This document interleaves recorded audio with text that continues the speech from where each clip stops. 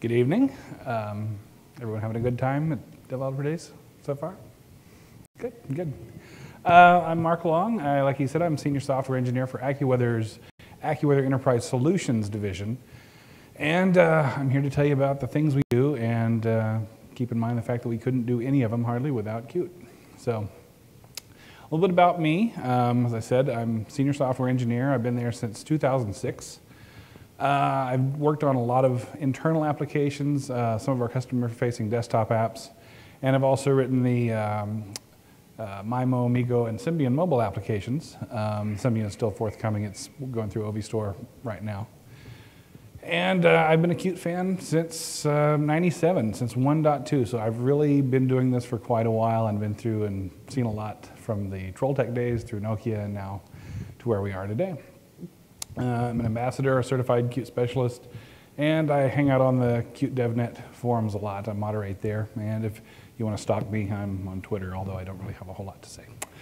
But AccuWeather, is everyone familiar with AccuWeather, or anyone not familiar with AccuWeather? All right. Just to summarize, the marketing people gave me these points that we have to cover because it's the law, I guess. But we are the world's leading weather service. We're out of State College, Pennsylvania. However, my office is in Wichita, Kansas, which is more in line with the severe weather work we do, and I'll cover that here in a moment as well. AccuWeather itself is almost 50 years old. My division, not quite that old, but not far behind. And we do have over 100 meteorologists, and it is the largest number of professional forecasters on under one roof on Earth. So we have a wide variety of clients that cover all sorts of ranges. Here's a snapshot of a lot of them, and you can see that we cover just about every conceivable media field and business-to-business field, universities. And we have some big name clients who we are very proud to be working alongside. AccuWeather itself is broken down into 9 business units. The one that's most people are familiar with is AccuWeather.com, our website, which is our main portal, customer facing.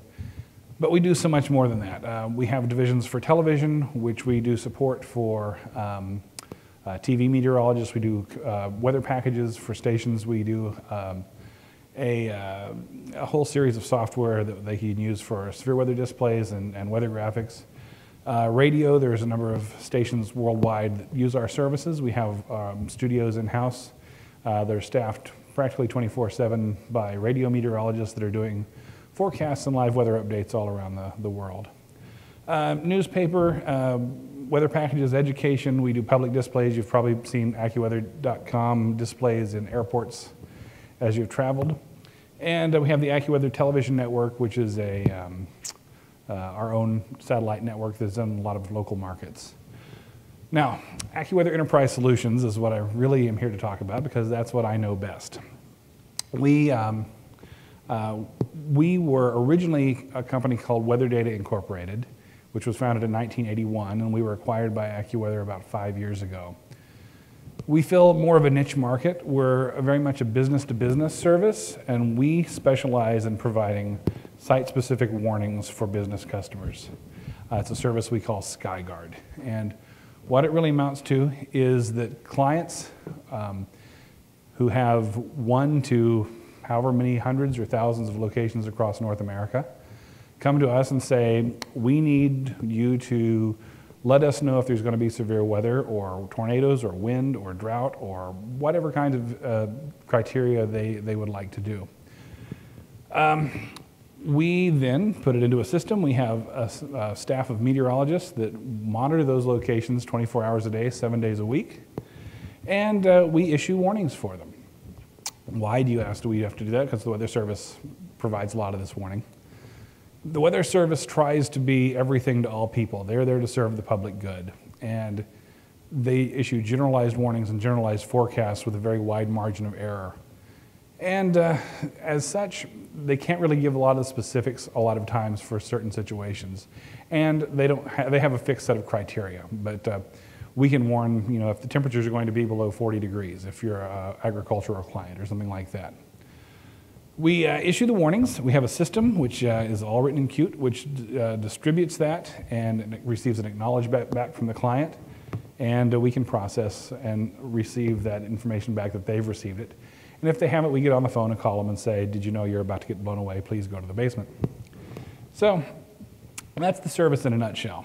Now, to get those services, let me back up here. We can distribute these warnings through any number of means. We have faxes, emails, SMS. We have automated voice systems. We contract with people that we can actually issue a warning, and it then starts robot dialing all over the place to notify people at their homes. And we also have turnkey solutions, which are weather displays and so on, that we can provide to corporations that have a weather map and so on. I'll cover that in a moment. So all these are methods that we can use to distribute the warnings. We also interface with internal systems. A lot of our clients are railroads, for instance. We can tie directly into their to their train dispatch systems, and as soon as a warning is issued, within a couple of seconds, the dispatcher that's in charge of that section of track can have that information in front of them and can then take action. So it's a very slick and very customizable service, and we are able to actually provide this with only a staff of probably 3 to 5 meteorologists on staff at any time in our office. And when you consider we're covering 3 to 4, maybe 5,000 locations as we expand now, the fact that they can consolidate all that weather information in one place and get it actively and in front of them is quite a big load of data to deal with, and we've been able to pull it off. Now, SmartRad is one of our turnkey systems that we can distribute to our clients that allow them to get an overall picture of the weather, receive our warnings, and get all kinds of customizable information there. What you see right here is a kind of pseudo radar display, which is a process data product. It's not raw radar data. What we strive to do here is give an overview of what the weather's doing. We don't want our clients to have to play meteorologist. That's one of the value-added services that we give. We give you what you need to know without you having to interpret it, without having you to make judgment calls. We give you situational awareness, and we can tell you exactly what's going on. In this case, the greens are light rain, and the yellows and oranges are areas that we deem to be particularly severe or potentially severe weather. So the view that they get is customizable to their organization. It can be either a United States view that you can zoom around in, or we can fix it to a specific location. Back in Wichita, Kansas, the Kansas Turnpike Authority uses our service, and they actually have this deployed all on the kiosks along the Kansas Turnpike. So at every rest area, you can go see a version of this running that is fixed and locked down to an area that covers just their area of interest. And as such, we can give situational awareness to travelers that are going through there. So we're pretty successful at what we do. We have a very strong vetting process for our meteorologists that come in, and we have to have them go through a number of certifications that have been developed internally over the last 30 years to make sure that they know what they're doing and that we only let the finest through, because it is a matter of life and death and property and money and all the things that are important to people. So just a couple of examples of what we do. This is a situation a couple of years ago where they had some unseasonable storms, cold air coming in from Canada and warm, humid up, just the kind of the perfect storm situation. In February, you're normally thinking about snow, you're not thinking about tornadoes, but in this case, 87 tornadoes with 57 fatalities and over $1 billion in damage. Kind of a freak occurrence, but those things happen and we are aware of them. Caterpillar Incorporated had a facility in Oxford, Mississippi that took a direct hit from one of the tornadoes that spawned that day.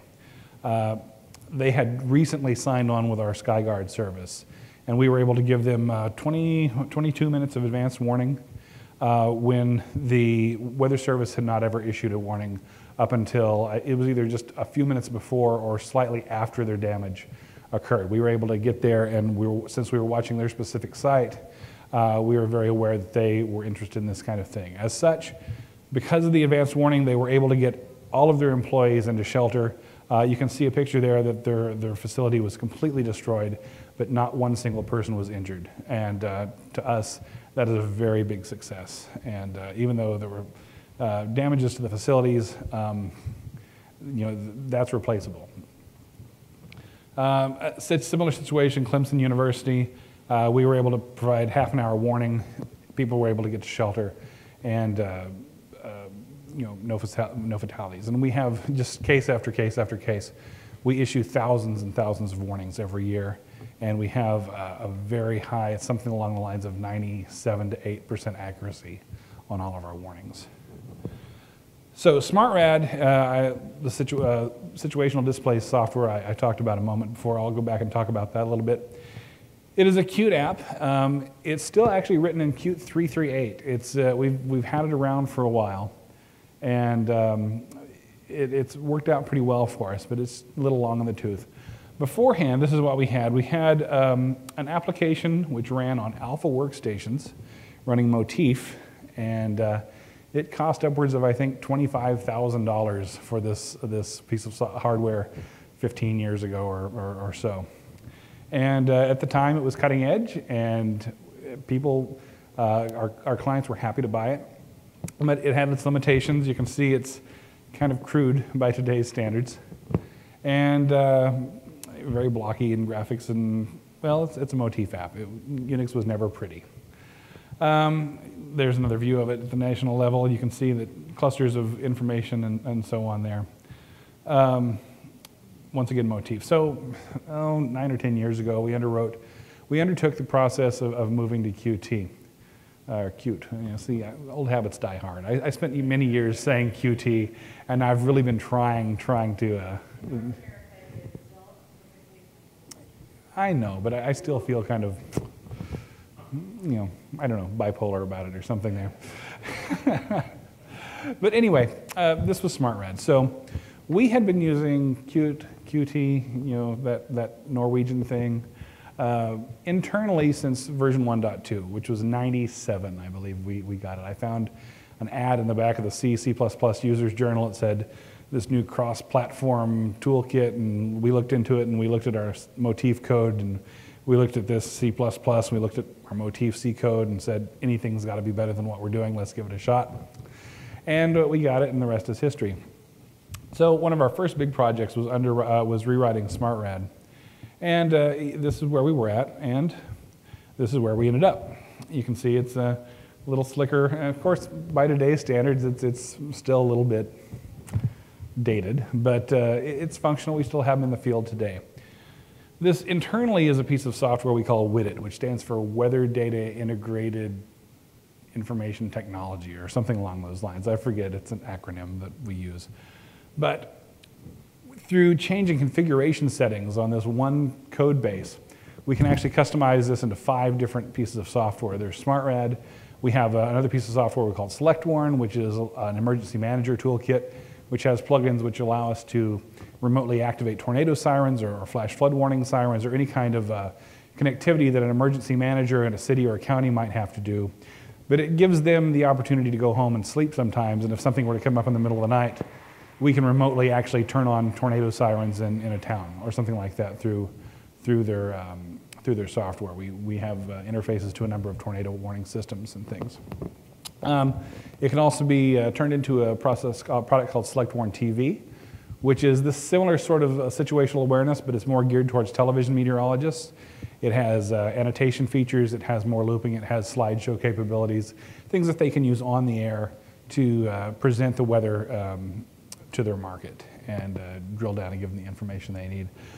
We also have some mobile features and things that have been added, and a couple of other options. Anyway, through configurations, we can make this one piece of software, this one code base, into a number of different configurations that our sales folks love because they can customize it and change the build accordingly. And it takes us, literally, 5 minutes to go in and make a tweak and build a package and send it to them. So our next step, well, once Qt 5 comes out, we're planning on rewriting it. So we don't really know what it's going to look like, but it'll be pretty neat, I'm sure. Actually, we do have some sort of idea, and I'll cover that in here in a second. Now, issuing the warnings comes through another piece of software called SmartWarn, and this is the console that our meteorologists sit at, and It's got 3 displays and has a consolidation of all the different weather, satellite, radar, temperatures, everything from USGS earthquake data to temperature forecasts and modeling, every kind of information that comes in. We calculated once we process something like 70 to 80 gigabytes an hour of just radar coming in. And so that all goes into a internal data server and server system that we've written in Qt that works through interprocess communications. I'm getting ahead of myself here. So the original Smart Warn was also a motif app, and it served its life very well. We used it for about 12 years, and it was also designed to bring information to meteorologists and put it together in a format that they could use. Here you see 2 radar displays from Shreveport, Louisiana and Jackson, Mississippi. It was nice, but it was windowed, and every radar had its own window and things like that. And you would have these stacks of 50 windows open that they would have to tab through to get to the locations they were wanting to get and everything. Over time, it grew. And up to a couple of years ago, we were using it just fine, but we had really reached the limits of what we could do with it. And there's a lot of new weather technology that's coming out, a lot of new data. The national radar system is getting an upgrade. They're bringing a whole new suite of products. And we were just not prepared to ingest this higher resolution, higher quality data with different products. So again here, this is kind of a screenshot of what the meteorologist would see if they were issuing a warning. They would have circled an area on the screen. The white area is railroad track in this case from our Kansas City Southern client. And you can see from the dialog box up there, they are issuing a warning for high winds of 80 miles an hour. They had this system where they could select criteria, fill in blanks down at the bottom. You can see they were setting, they could set comments and they could fill in values for what it is. And if they didn't want to have to type a warning, the system was smart enough to auto-format text. This was also nice because when we got Mexican clients in Mexican Railroad and everything, we could actually run translations and fill in the blanks, and it would just create a Spanish warning and send to them with our meteorologists not having to know the language. Anyway, very full-featured app. It was very successful and so on. There was the United States view. So it looks similar to the SmartRad product, you can tell, but we just didn't have as nice mapping and everything because it was designed to be functional, not pretty. So we had pushed it to the limits that we could, and we just couldn't go in and work on motif anymore. So a couple of years ago, we started a project to rewrite everything using Qt 4, and we decided to take a new point of view from the mapping and everything, and this is what we ended up with right now. You can see it's a little slicker. We implemented the mapping window as one continuous panable map area. The map display is completely written in OpenGL. We use the hardware acceleration in order to push a lot of the rendering of the products off onto the GPU, and it really allows us to process a lot of data really quickly as far as drawing it, shading it, layering it, turning items off and on, and holding those things as textures in memory. Of course, requires kind of big honking graphics cards, but those are fairly available nowadays. So this is where we ended up. So each of these maps even though there's 2 maps displayed here, they're on a panable window, and you can actually make 1 window, you can make 2 windows, you can bring in 3, you can just do snapshots up above. And we talked to our meteorologists, and we found out what they wanted. We sat and we watched them work with the old system, and we really spent a lot of time developing software that would allow them to do their job more efficiently and would give us the opportunity to expand easily. So we have really high-end hardware running on these things. We called our computer representative, and we had spec'd out what we needed, high-end graphics card, lots of memory, dual quad-core processors. And effectively, we were looking for a gaming machine. And we called our rep at Dell, and we said, we would like this system right here. And he looked at it and said, well, that's a gaming machine. I'm a business guy. You probably want this one over here, and it runs Excel. It's good. And we fought the battle, and we ended up with the gaming machines. And we're pushing them to the limits. We're throwing as much data at it as it can handle. And Qt has really given us the opportunity to go in and write very flexible code that's responsive and scalable and just flexible far beyond what we could have done in years past. Let's see here what we have. There's a multiple display system. That was the map window. The second window has kind of a general information system here where we can pull in notifications, we can pull in issues for warnings, messages. We have sort of a teletype display as bulletins come in from the National Weather Service. They can keep an eye on that. You'll see some of them are flagged in red there, which means they're items that the meteorologist needs to know about. We really designed this to have a workflow. There are no dialog boxes in our application, and even though we have lots of warnings, because it's all about continued workflow, and we really put a lot of effort into coming up with neat tricks that would allow us to work through their situations without interrupting what they're doing. So we have ways of nudging them to say, you have something you need to take care of, but we don't ever interrupt them to say that. So Qt has given us a lot of ability to be flexible with our widgets and with our design and our layout that has allowed us to be very flexible. So that's kind of the overview of SmartWarn there. This is the same window issuing a warning.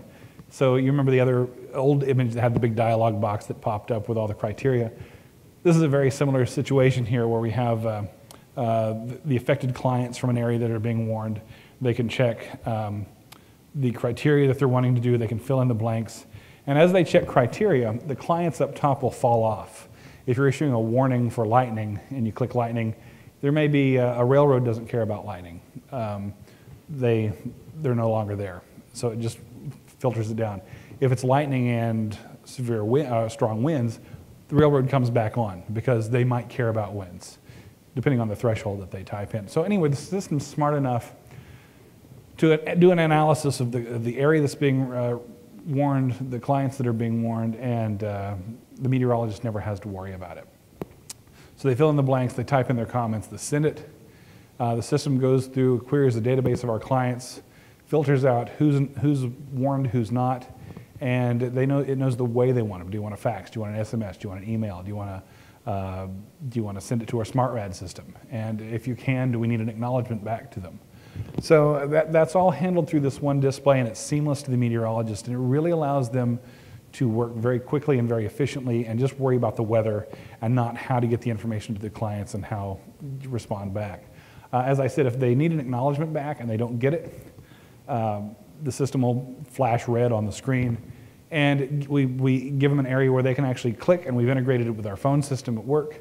So they have their headset on there, and they just click, and it immediately dials the proper contact at the facility, and if it can't find it, it will smart enough to dial down the line until they get to someone.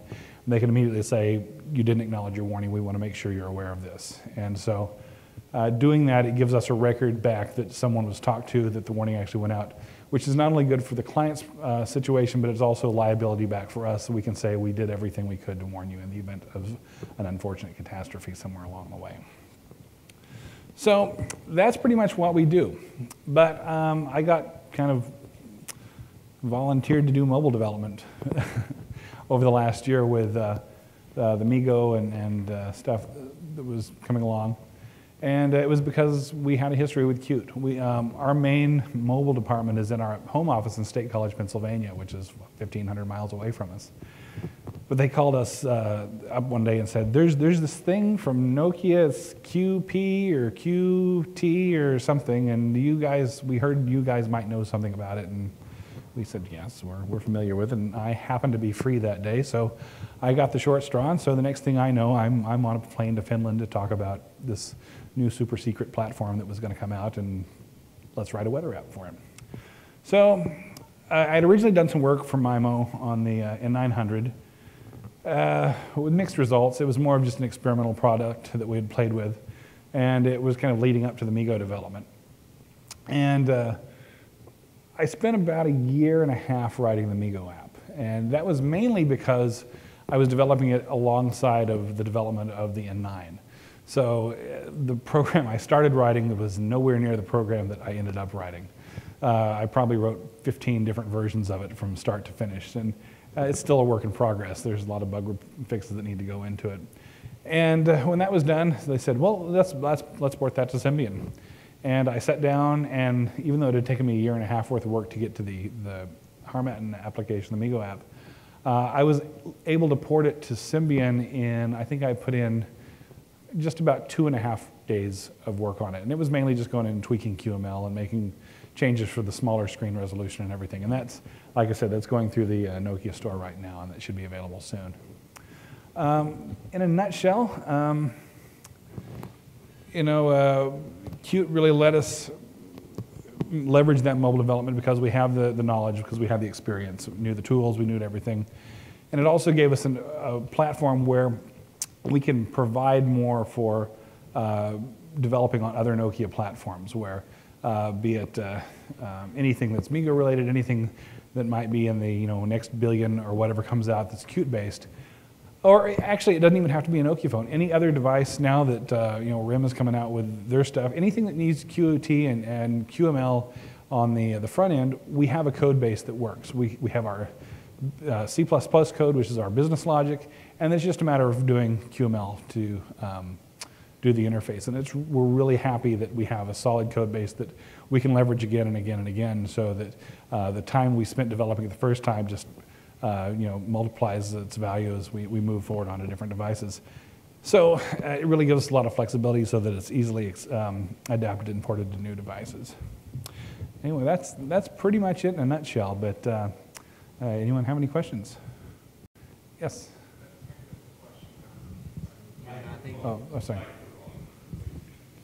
When you built your 4.7 app and you redid your rendering and whatnot, and you were using OpenGL, were you using the GL widget directly, or did you use the QGraphics view to build We're using that? QGL widget directly, and then we're doing a lot of code in just pure GL at that point. But we let Qt handle a lot of the dirty work as far as setting up the contexts and all that for us. And then it's really given us a jumping off point where we can just really push the envelope on the Was there a decision or a reason why you went that route versus using graphics view, or just?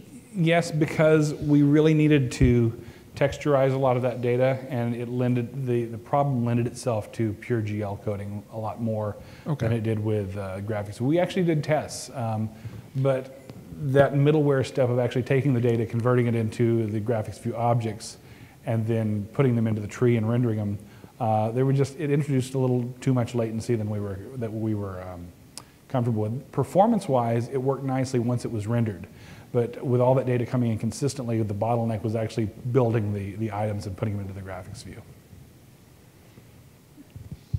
Anything else? No. All right. Well, per everyone else, Please tell them how wonderful I was, or how embarrassingly horrible I was, or whatever you feel. Preferably the first, though. So anyway, unless there's anything else, thanks a lot.